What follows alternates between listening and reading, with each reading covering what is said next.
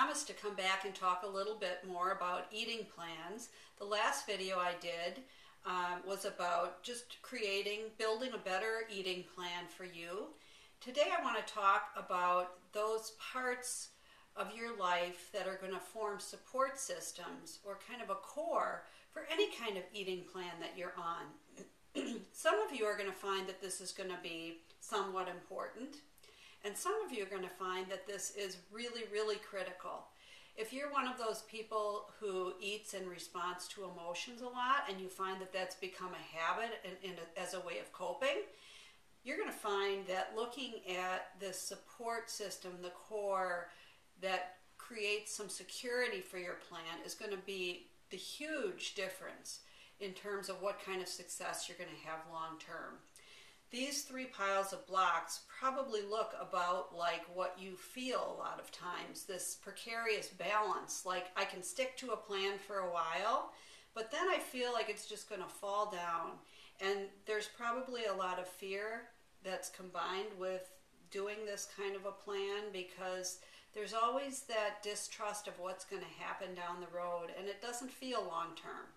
What we want to do is we want to put a structure in place, create that core in your life so that any eating plan that you're doing, as long as it's realistic for you in terms of enough food and so on, it's going to work so much better.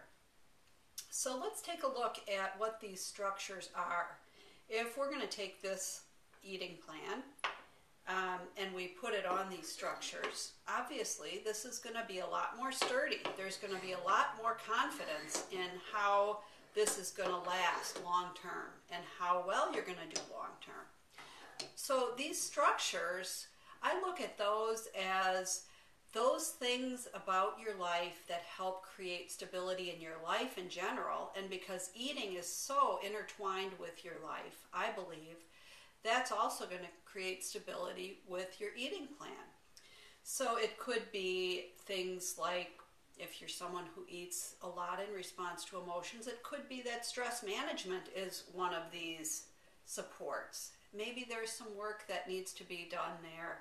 Maybe it's just taking a look and being a more aware person about what's going on with your life in general. In other words, keying in and noticing things that aren't going right, instead of just saying, well, I just can't follow that plan and I can't lose weight and there's something wrong with me. I don't believe that. I think that if you're able to take a non-judgmental look and just be aware of what's going on, you're going to get some important messages. Maybe there's some work that needs to be done in terms of making some changes in your life in general. Maybe it's a job-related thing or a relationship-related issue. Or it might just be that there's something that you've been holding on to for a long time, and maybe you have some resentments built up towards something in your life. Those kind of things, if you're an emotional eater, those are going to be triggering eating a lot. And there's probably going to be a lot of times where there are feelings of lack of control with food. And it's related, I think, to those feelings of not feeling totally balanced in your life. So I hope this just kind of opens the door to some thoughts. I know it's a huge topic, and it certainly requires more than I can do right now in this short little video, but it was my purpose by doing this to just get you thinking a little bit. So if you're building a plan like this, well,